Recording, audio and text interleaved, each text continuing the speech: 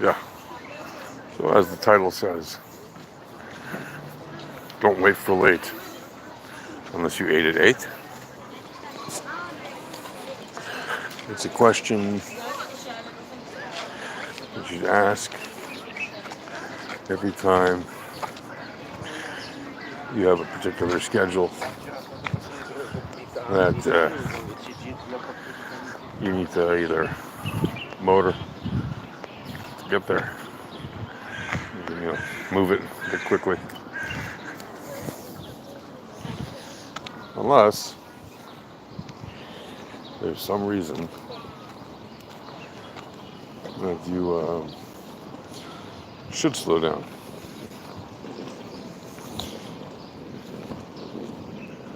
During the typical course of a week,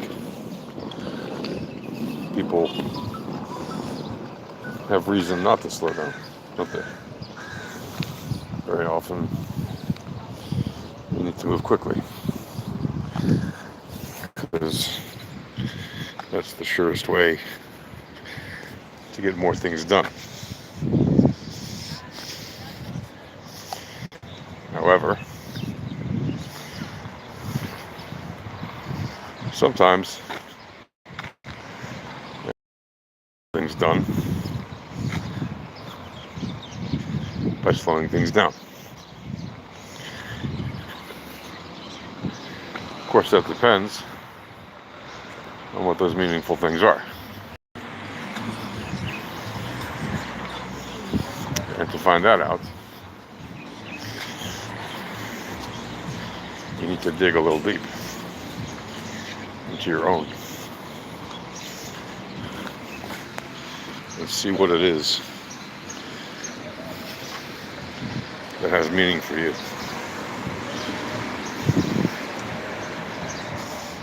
So,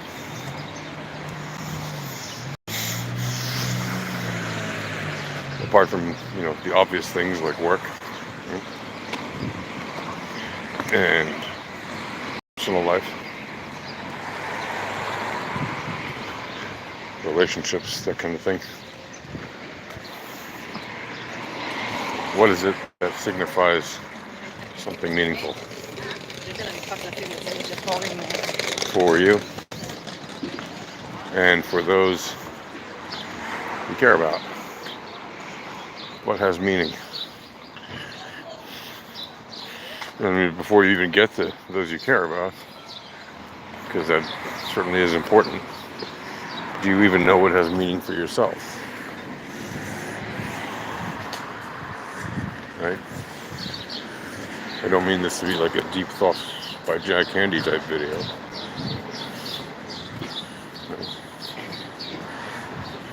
However, in all seriousness, consider what has meaning to you. What's meaningful? What's important to you? Everybody has their own different set of values. Right? We all resonate with different things. A lot of us have things in common, but that doesn't mean that any two of us are really identical in terms of how we value any particular set of ideals or goals or values. Right? We might both cherish cherry blossoms or freedom or whatever, right? Chocolate, but or driving, but it doesn't mean that we value them in the same way, that we prioritize them in the same way, that we hold them up to the same standards, that we have the same thoughts about them. We all have unique perceptions and about the things that we consider to us, right, or of meaning.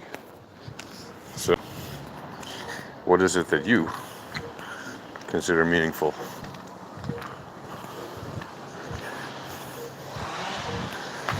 Are you of the mind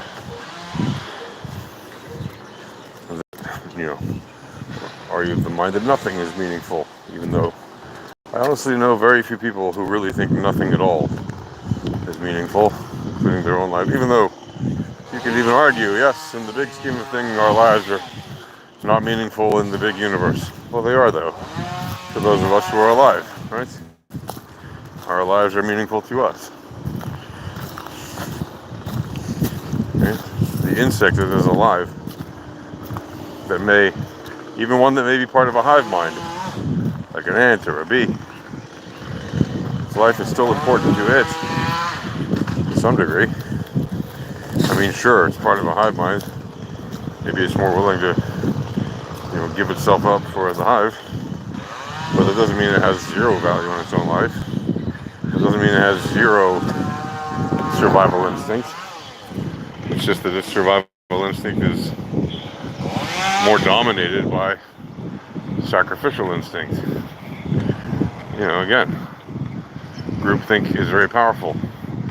But if you take that ant away from the group, right, and he doesn't see the group, completely isolated, and you give it enough time, slowly but surely, relative to the lifespan of an ant, it will become not necessarily more individualistic, but it will behave in ways that express its desire to survive. Right?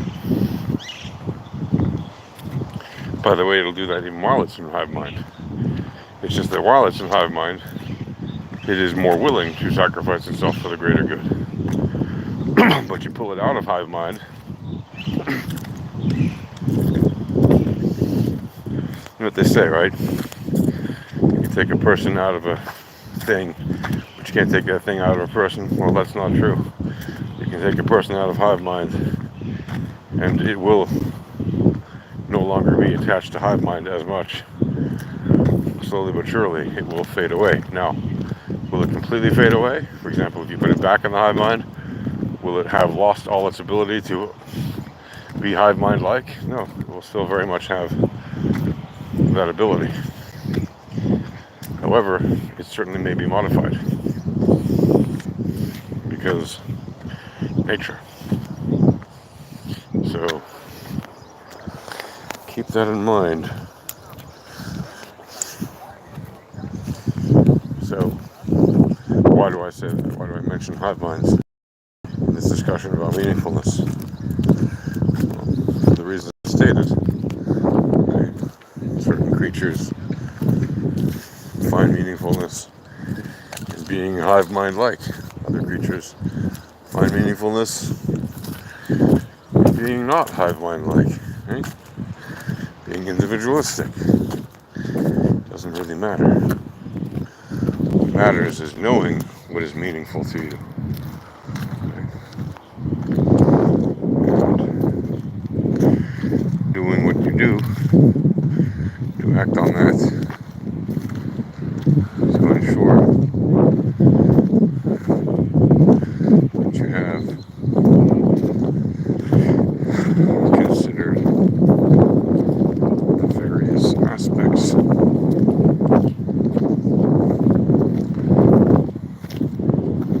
of your actions, so that whatever it is that you're doing, when you are seeking to do something of meaning, does not simply evaporate into meaninglessness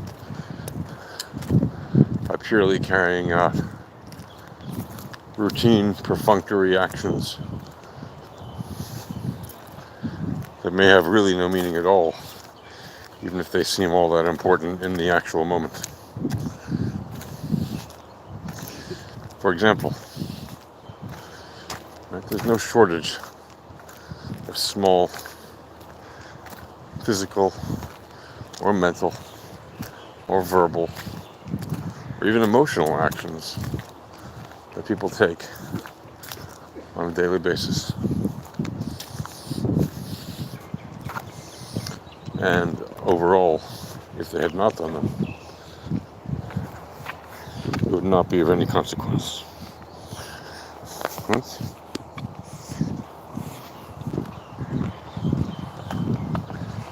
However, there is a shortage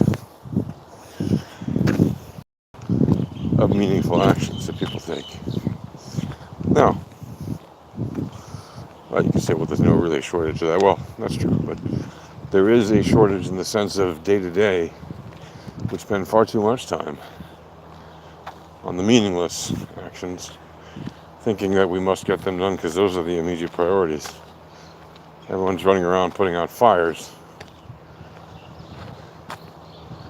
and not taking care of the big picture.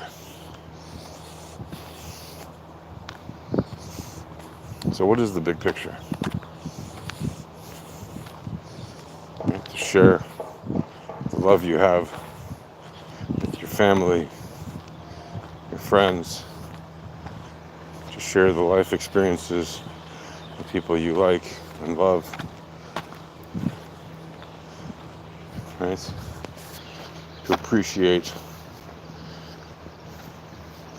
the fine, simple things in life: food, culture, music, art, history, entertainment, right? Dance, all these things. The more that we do these things, sports, the more we socially engage with people, the more our humanity is expressed through us. The more we do that, the truer we are to our true selves. The more honest we are with our true selves, the more powerful we can be as our true selves. And by powerful, I don't mean, power to take over things. I mean, as individual beings, the more integrity, inner strength, fortitude, resonance with other humans, ability to connect with other people, ability to message with other people in a correct way that they resonate with, that they receive and process correctly, right, and appreciate, right? The more you influence them in positive ways, making significant impacts for the good.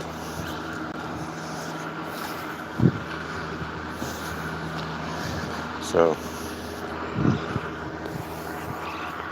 like I said, focusing on meaningfulness, meaningful actions is an important thing for, I think, just about everyone. Even if you already focus on meaningful things, there isn't a time when you should be like, I think now I'm just going to choose to not be that. Like, yes, of course, it's not something that we can necessarily do every moment of every day of our lives. Sometimes we do have to do routine things that seem otherwise ridiculous and like a waste of time. And very often they are. For example, standing in line in some bureaucracy to file some paperwork, right? Why can't they just be done, electronically somehow more easily? No, you're going to stand in line and wait for some clerk to push buttons behind a counter. Why can't they just be at their house pushing the same buttons while you're at your house pushing your buttons? And what difference does it make if you're there in person? And yet, they make it inconvenient and they make it a hassle. And they make it stressful and they make it argumentative. And then when their systems break, it's on you, not on them, to come back and, get it mended by them again. And anything that's late is your fault, not theirs. Even if you did everything on time and they screwed up. That's just an example of something that many people go through. It's not a specific example, it's a generic. There are lots of system processes like this, right? Think of anything. You could be going to a post office to send something. You could be going to a bank. You could be going to a medical facility. You could be going to wherever. know, anywhere that you might see, the DMV, right? You might be standing in any kind of bureaucracy.